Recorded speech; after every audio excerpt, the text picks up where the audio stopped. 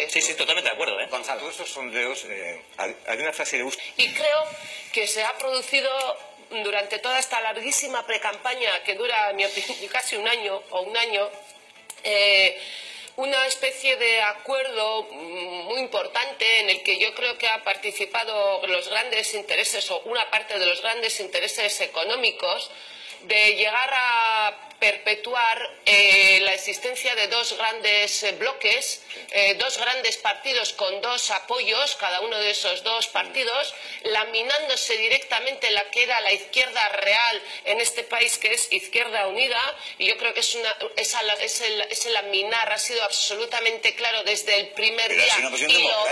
lo va a hacer hasta el último día cuando determinados medios de comunicación apoyados por determinadas empresas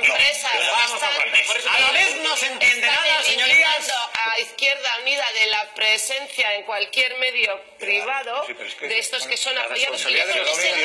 ese gran acuerdo terminando decía que hay un grandísimo acuerdo ahí, y creo que las ¿estáis de acuerdo con la ciudadana? Pero